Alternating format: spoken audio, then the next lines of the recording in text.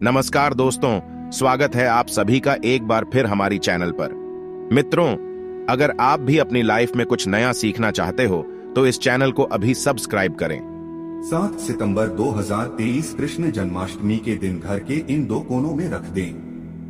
मोर पंख चमक जाएगी, आपकी किस्मत हो जाएंगे धनवान, मिलेगा संतान सुख और हर मनोकामना मात्र एक दिन में हो जाएगी पूरी। दोस्तों, करीब 200 वर्षों बाद जन्माष्टमी के पावन दिन पर एक बहुत ही दुर्लभ और दिव्य संयोग बनने जा रहा है, क्योंकि इस दिन भगवान श्री कृष्ण के आशीर्वाद से अमृत सिद्धि योग, धन लक्ष्मी योग, संतान प्राप्ति और राज योग का निर्माण हो रहा है। और ऐसे में यदि आप इस दिन गुरु जी द्वारा बताए गए इन उपायों से घर के कोनों में मोरपंख रख देते हैं तो आपकी कैसी भी परेशानी हो, चाहे वह धन की इच्छा हो या संतान प्राप्ति की या अच्छे स्वास्थ्य की, हर मनोकामना आपकी मात्र एक आसान से उपाय से पूरी हो जाएगी। आखिर क्या है यह उपाय जो कि इतना प्रभावशाली है, आज हम आपको विस्तार से बताएंगे। इसलिए दोस्तों, वीडियो को आखिर तक जरूर देखें। और अगर आप भी भगवान श्री कृष्ण जी की कृपा अपने जीवन में पाना चाहते हैं तो इस वीडियो को लाइक कर लें, चैनल को सब्सक्राइब कर लें और कमेंट में जय श्री कृष्णा राधे राधे लिखना ना भूलें। दोस्तों, जन्माष्टमी का पर्व भगवान श्री कृष्ण जी के जन्मोत्सव के रूप में मनाया जाता है। भगवान कृष्ण जी का जन्म भादो मास के कृष्ण पक्ष की अष्टमी तिथि को रोहिणी नक्षत्र में हुआ था और उनके जन्म के दिन को आज भी काफी धूमधाम से मनाया जाता है। जन्माष्टमी के दिन भगवान कृष्ण की आधी रात यानी 12 बजे पूजा की जाती है और घंटे घड़ियाल बजाकर उनके जन्म की खुशियाँ बांटी जाती है। ऐसी मान्यता है कि भगवान विष्णु जी ने धर्म की स्थापना करने के लिए श्री कृष्ण जी के रूप में जन्म लिया था। इस दिन व्रत धारण कर श्री कृष्ण जी का स्मरण करना अत्यंत ही फलदायी होता है।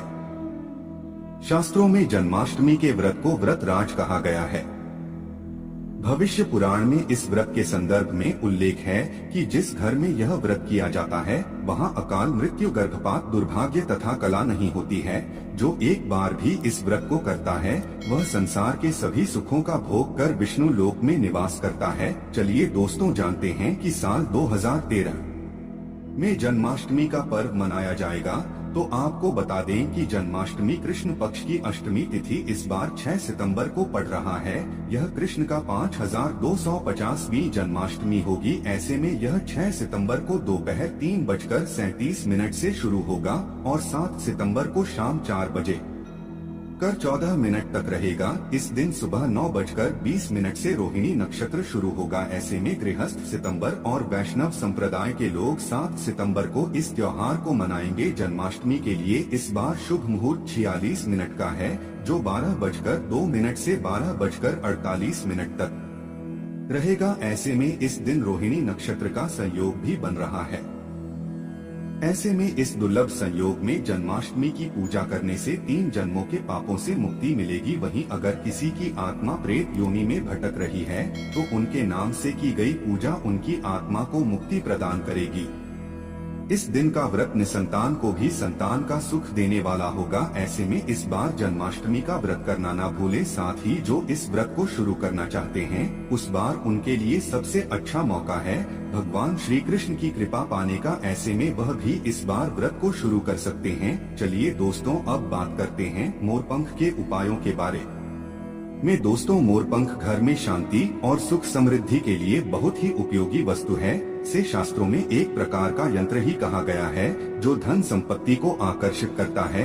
यदि मोरपंख को घर में सही दिशा और सही स्थान पर रखते हैं तो इससे घर में धन का आगमन होता है। संचित धन में कई गुना अधिक वृद्धि होती है। मोरपंख को घर में रखने से पैसे की आवक कई गुना बढ़ जाती है। इसके लिए आपको केवल 3 मोरपंख लेने हैं और उससे जुड़े महत्वपूर्ण वास्तु उपाय करने हैं, जिसके बारे में आज हम आपको बताएंगे। इसीलिए इस महत्वपूर्ण जानकारी को पूरा जरूर देखें। दोस्तों, सबसे पहले हम जानते हैं कि मोर और मोर के पंख का हमारे धार्मिक शास्त्रों में क्या महत्व बताया गया है। धार्मिक ग्रंथों के अनुसार मोर पंख एक चमत्कारिक यंत्र होता है और इसका प्रयोग तांत्रिक क्रियाओं में भी किया जाता है। प्राचीन युग से ही मोर पंख को तांत्रिक साधना में महत्वपूर्ण माना गया है। साथ ही ज्योतिष शास्त्र में भी मोरपंख को बहुत ही महत्व दिया गया है। इसके साथ ही पुराणों में भी मोरपंख से जुड़े उपायों का वर्णन मिलता है। आयुर्वेद में भी मोरपंख के बारे में बताया गया है कि किस प्रकार से मोरपंख घर से रोग तथा बीमारियों को दूर रखता है। यदि घर में कोई व्यक्ति बीमार है तो मोर पंख का प्रयोग करके उसे स्वस्थ बनाया जा सकता है। मोर से जुड़ी पुराणों में कई कथाएं लिखी हुई है। पक्षी शास्त्र में मोर से जुड़ी एक कथा का वर्णन मिलता है। प्राचीन युग में संध्या नाम का एक असुर हुआ करता था। वह बहुत ही शक्तिशाली और बड़ा तपस्वी था। गुरु शुक्राचार्य विद्या प्राप्त करके संध्या नाम का अशुभ देवताओं को अपना शत्रु मानने लगा था। उसने ब्रह्मदेव और भगवान शिव से वरदान प्राप्त किया और बहुत अधिक शक्तिशाली बन गया। उसके बाद उसने स्वर्ग पर आक्रमण किया और कई देवताओं को बंदी बना लिया। लेकिन कुछ असुर को पराजित करने के लिए देवताओं ने एक योजना बनाई और उसके लिए उन्होंने मोर की सहायता ली। सभी देवता और नवग्रह मोर के पंखों में विराजित हो गए, जिससे मोर बहुत ही अधिक शक्तिशाली बन गया और विशालकाय रूप धारण करके उस मोर ने संध्या असुर पर आक्रमण कर दिया। इस युद्ध में संध्या असुर का वध हो गया और देवताओं को उनका आधिपत्य फिर से प्राप्त हुआ। सभी देवताओं ने मोर की प्रशंसा की और उसे भी पूजनीय होने का वरदान दे दिया। तभी से मोर को बहुत ही पवित्र माना जाता है। जिस स्थान पर भी मोर पंख होता है वहाँ पर 9 ग्रहों का अशुभ प्रभाव नहीं पड़ता है। दोस्तों, केवल और ऋषि मुनि और देवता ही नहीं बल्कि भगवान श्री कृष्ण भी मोर की प्रशंसा करते हैं। भगवान श्री कृष्ण ने मोर की श्रेष्ठता का वर्णन किया है और उन्होंने मोर के पंख को अपने मुकुट में धारण करके मोर के श्रेष्ठ होने का प्रमाण भी दिया है। मोर पंख के बिना भगवान कृष्ण कहीं पर भी नहीं जाते हैं। श्री कृष्ण कहते हैं, मोर शांति और प्रेम का प्रतीक है। मोर सुख समृद्धि का भी प्रतीक है। मोर का पंख मनुष्य की हर प्रकार की नकारात्मक शक्ति से रक्षा करता है। केवल हिंदू धर्म में ही नहीं बल्कि दुनिया के सभी धर्मों में मोर को विशेष महत्व दिया गया है। प्राचीन लोग मोर पंख की अद्भुत शक्ति के बारे में जानते थे, इसीलिए सभी धर्मों के ग्रंथों में मोर को महत्वपूर्ण स्थान दिया गया है। हिंदू धर्म में मोर को धन की देवी माँ लक्ष्मी, विद्या की देवी सरस्वती, भगवान श्री गणेश, हनुमान जी तथा कार्तिकेय जी से भी जोड़कर देखा जाता है। माँ लक्ष्मी को सुख समृद्धि और संपन्नता की देवी माना जाता है। मोर पंख का प्रयोग करके माँ लक्ष्मी को प्रसन्न किया जा सकता है और सुख संपदा को प्राप्त किया जा सकता है। यदि मोर पंख के साथ आप अपने घर में बांसुरी रखते हैं तो इससे परिवार में प्रेम और सौहार्द बना रहता है। दोस्तों, हमारा घर एक मंदिर की तरह होता है। अगर इसमें रहने वाले सदस्य रोज आपस में झगड़ा करने लगे तो यह मंदिर कम, युद्ध का मैदान अधिक लगने लगता है। घर में क्लेश और झगड़े होने के कई कारण हो सकते हैं, लेकिन सबसे बड़ा कारण होता है घर में नकारात्मक ऊर्जा का प्रवेश करना। लेकिन हमारे घर में यह नकारात्मक ऊर्जा आखिर कहां से प्रवेश करती है और इस नकारात्मक ऊर्जा को दूर करने के लिए कौन से उपाय करने चाहिए? वास्तु शास्त्र के अनुसार प्रत्येक घर में नकारात्मक ऊर्जा फैलाने वाली चीजें मौजूद होती है। इन वस्तुओं के बिना हमारा घर चल नहीं पाता है। इन वस्तुओं को तो हम घर से बाहर नहीं निकाल सकते हैं, लेकिन उस नकारात्मक ऊर्जा को अवश्य बाहर निकाल सकते हैं। इसके लिए हमें मोर पंख का प्रयोग करना चाहिए। इसके लिए मोर के पंखों को आप अपने घर पर खूब जोर जोर से हवा में हिलाएं। इससे आपके घर की जितनी भी नकारात्मक ऊर्जा है वह आपके घर से बाहर हो जाएगी। यदि रोज सुबह पूजा के बाद आप ऐसा करते हैं तो आपके घर की सारी नकारात्मक ऊर्जा घर से बाहर चली जाएगी और आपके घर में सुख शांति बनी रहेगी।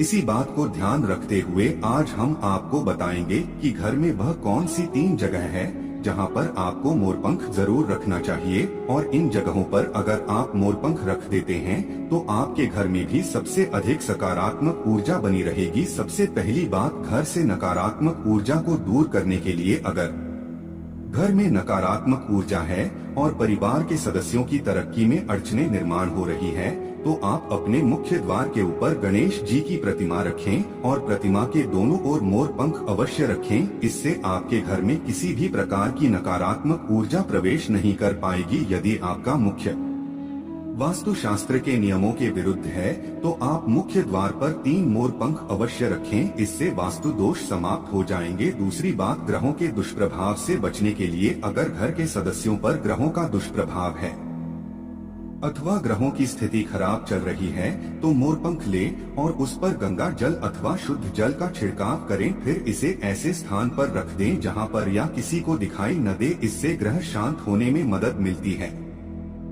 तीसरी बात, बुरी नजर से बचने के लिए अगर घर के किसी सदस्य अथवा बालक को बुरी नजर लगी है या उस पर किसी की बुरी नजर का प्रभाव पड़ा है तो सोते समय उस व्यक्ति के तकिए के नीचे मोरपंख रखें और दूसरे दिन इसे किसी बहते जल में अथवा कुएं में डाल दें, इससे बुरी नजर उतर जाती है। चौथी बात, पढ़ाई में मन नहीं लगता है। अगर घर के विद्यार्थियों का पढ़ाई में मन नहीं लगता है, उनकी याददाश्त कमजोर है, पढ़ाई करते समय बार बार नींद आती है, तो विद्यार्थियों को मां सरस्वती के सामने मोरपंख रखकर दूसरे दिन उस मोरपंख को अपनी किताबों में रखना चाहिए। से विद्यार्थियों में एकाग्रता बढ़ेगी और मां सरस्वती की कृपा बनी रहेगी। 5 उपाय, दोस्त, शत्रु से छुटकारा पाने के लिए अगर कोई शत्रु जानबूझकर आपको परेशान कर रहा है और बार बार आपको नुकसान पहुंचाने का प्रयास करता है तो मंगलवार के दिन हनुमान जी के मस्तक का सिंदूर मोरपंख पर लगाएं और वह के समय बिना नहाए ही इसे बहते हुए जल प्रवाह में अथवा कुएं में डाल दें, इससे शत्रु से छुटकारा मिलता है। छठी बार, मनवांछित फल प्राप्ति के लिए अगर मन की कोई इच्छा अधूरी है, कई दिनों तक कोशिश करने के पश्चात भी मनवांछित फल प्राप्त नहीं होता है, कार्यों में बार बार रुकावट आ रही है, तो आप राधा कृष्ण के मंदिर में जाकर भगवान श्री कृष्ण को मोरपंख चढ़ाएं अथवा घर में ही श्री कृष्ण की मूर्ति पर मोरपंख लगाएं और अपनी इच्छा उनके सामने प्रकट करें। साथ भी यह बात, अगर पति पत्नी के बीच तनाव हो, अगर घर के अंदर क्लेश है, पति पत्नी के बीच बार बार झगड़े होते हैं, आपसी प्रेम कम होने लगा है, तो उनके बेडरूम में दक्षिण पूर्व की दिशा में मोरपंख रख देना चाहिए। इससे दोनों के बीच में प्रेम बढ़ेगा और आपसी मनमुटाव कम होगा। अथवा उपाय, धन में वृद्धि के लिए अगर धन की कमी है, अचानक धन खर्च हो जाता है, तो घर में तिजोरी अवश्य बनाएं। तिजोरी रखते समय ध्यान रहे तिजोरी को पश्चिम की दीवार पर सटाकर रखें और उसका मुख पूर्व दिशा की ओर हो, इससे देवराज की कृपा दृष्टि बनी रहेगी। साथ ही महालक्ष्मी की पूजा में मोरपंख रखकर उसे तिजोरी में रखें, इससे घर में सुख समृद्धि आती है और धन की कमी महसूस नहीं होती है। यदि धन की समस्या आ रही है तो घर के अग्निकोण में अर्थात दक्षिण पूर्व दिशा में अपनी कमर से ऊपर कंधे की ऊंचाई पर 2 मोरपंख शुक्ल पक्ष में लगाएं, जल्दी ही धन प्राप्ति के नए अवसर प्राप्त होने लगेंगे। 9वां उपाय, आप किसी भी शुभ दिन मोर का पंख लेकर घर के किसी ऐसे स्थान पर रखें जहां पर आने जाने वाले लोगों की नजर सबसे ज्यादा पड़ती है। असल में मोर का पंख नकारात्मक ऊर्जा को अवशोषित करता है, इसलिए आपको इसको ऐसे स्थान पर लगाना चाहिए जहां ये सभी को नजर आए। मोर के पंख का यह उपाय न सिर्फ आपको बल्कि आपके घर के सदस्यों के जीवन में भी सुख और समृद्धि जरूर लेकर आएगा। तो दोस्तों, इस प्रकार से मोर पंख का प्रयोग करके आप अपने जीवन में सुख समृद्धि ला सकते हैं। दोस्तों, अगर आपको ये जानकारी अच्छी लगी तो वीडियो को लाइक और चैनल को सब्सक्राइब करना ना भूलें। फिर मिलते हैं कुछ नई जानकारी के साथ, तब तक के लिए हर हर महादेव।